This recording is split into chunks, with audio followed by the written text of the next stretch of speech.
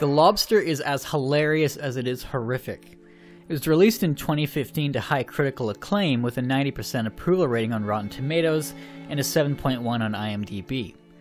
Yorgos Lanthimos' seventh film is a dark comedy which parodies the role of relationships in society. Lanthimos first conceived of the film by observing couples and single people in public. Your relationship status affects not only your day-to-day life, but also how others treat you. Single people are constantly bombarded with the idea that their lives are somehow less meaningful until they find a partner. Try to think of a movie where the happy ending didn't involve getting the girl, or doesn't weave some romantic subplot into the film. Want to dance with me? Sure. My name is Marius Pontmercy. And mine's Cassette. I gotta eat. I gotta hunt. I gotta... You can relate to at least one of those things, right?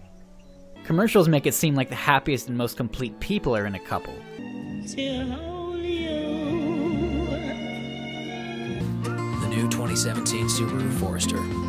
Sarah Thabarge wrote an article titled 5 Reasons Why It's Hard to Be Single, in which she details the often ignored plight of the single person living in a society that expects you to be always looking for a partner. And while there are some obvious physical and emotional needs that are met by being in a relationship, where's the line drawn between the societal expectation and the actual benefits? Where is the love? That's the question that The Lobster is trying to ask. The film takes place in a society in which single people are literally secondary citizens and are forced to reside in facilities designed to find them a new match so that they may re-enter society. If they fail to find a match within 45 days, however, they're turned into an animal of their choosing and let loose into the wild.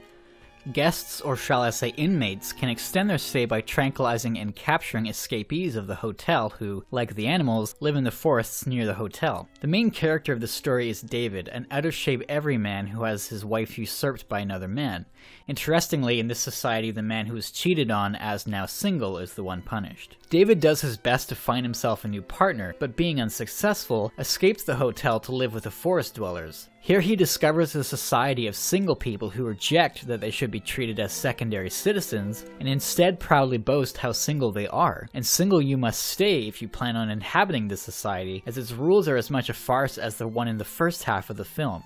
Among the Forest Society, David discovers a woman played by Rachel Weisz who he generally enjoys and gradually falls in love with. At the end of the film, David is left with a mirror, a knife, and a hard decision. One of the first noticeable elements in the film is the monotonous, expressionless speech of the characters. And I was wearing dark blue trousers and a tight cream blouse, and he took my clothes off and fucked me up the arse.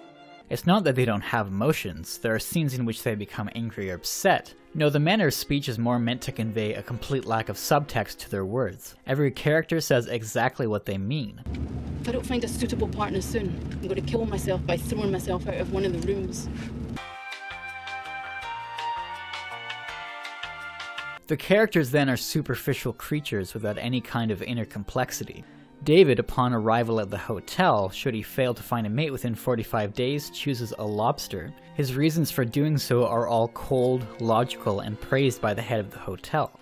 A large theme in The Lobster is that mates must have something in common. For David, it's to be nearsighted. For his 2 male companions, a limp or a lisp, and for 2 women in the film, nosebleeds and taking pleasure in cruelty. We all have different character traits that make us individuals, and the evidence suggests that in contrary to the saying opposites attract, people with many things in common tend to have lasting relationships. Researchers from the University of Kansas and Wellesley College found that an overwhelming number of relationships are dependent on sharing core values and beliefs, and that it's especially important to discover common ground on their first meeting.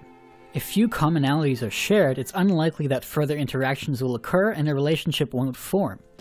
It's not particularly surprising that there are bound to be problems if you pair an atheist with a devout Catholic, or an avid meat eater with a vegan. If 2 people don't share core values, they're not going to get along. But the characters in The Lobster are superficial, and instead look for common ground in comparably trivial traits, such as having constant nosebleeds. It seems silly to the audience and therefore has some comedic effect, but what's true in the superficial world of The Lobster is just as true in ours. Birds of a feather do flock together. And just as in the world of The Lobster, some of us will fake or play up common interests in order to seem more attractive to a potential partner. What do you like? We have a great section of do-it-yourself. Do you like to do it yourself? This same somewhat ridiculous behavior is also seen in The Lobster, but again through a more superficial and exaggerated lens. The stakes are much higher here. The limping man fakes nosebleeds and David pretends to be cruel. In the second half of the film, David escapes the forced society which is populated by people who have escaped the hotel, and David quickly learns that there are an equally ridiculous but opposite set of rules he must live by. They must not show affection to each other whatsoever, and breaching this contract results in a cruel and ironic punishment, but again it's no crueler than what they would have received at the hotel. But why does the forced society punish those who form a couple? Sheila O'Malley of RogerEbert.com thinks that the rules of the Forest Society stem from a pathological human need for systems, and in any system there are those who will rise to lead and enforce it. In fact, the actor Rachel Weisz says something similar here. And even if we try and rebel from the rules of our society, we sort of become part of another cult in a way, another sheep-like organization. Personally, however, I think the Forest Society more emulates the venom spit between single people who, while on the one hand are happy for friends who find a mate, are on the other hand bitter and angry that they've been unable to do so. They're angry for losing solidarity, losing another member of the singles club. In the exaggerated world of The Lobster, this equates to strict rules and punishments to keep that solidarity. Why can't you just be happy for me and then go home and talk behind my back later like a normal person? The second half of the film is just as steeped in allegory as the first, from the very serious reminders to dig your own grave because no one else will dig it for you, to the very comical electronic dance parties where no one is allowed to dance together. Perhaps the most powerful scene in the film occurs when the forest dwellers siege the hotel. David confronts the limping man's new family, telling them of his fake nosebleeds in apparent spite, while the leader of the forest dwellers captures the couple in charge of the hotel. Here she tries to prove that love and relationships are just social constructs. The strongest portrayed relationship in the film is quickly dismantled when one partner chooses to save himself by shooting his wife. But despite what the leader seems to have proven, David falls in love with another nearsighted forest dweller. In the Forest Society, there's no deadline and there's no societal expectation for relationships to emerge, and yet, in spite of this, a relationship does form. When the leader finds out about this, she blinds the woman in order to take away the trait that her and David have in common, the shared trait that the superficial relationships in this world hinge on, but they decide that they'll find a way to be together anyways. They escape the forest by dooming the leader to be eaten by dogs. At the end of the film, David is left with a choice. He could blind himself to re-establish the trait that they have in common, but live as a blind man for the rest of his life. Or he could lie. She would never know the difference. In essence, this decision is exactly the same as the one made by the husband of the hotel manager. If David chooses to blind himself, he's taking the bullet for his partner, sacrificing himself. But if he doesn't do it, he's turning the gun on her, saving himself for his own benefit. He'd prove that the leader of the Forest Society was right. Relationships are just a social construct. This last scene of the movie is a perfect summation of the film's overall theme and message.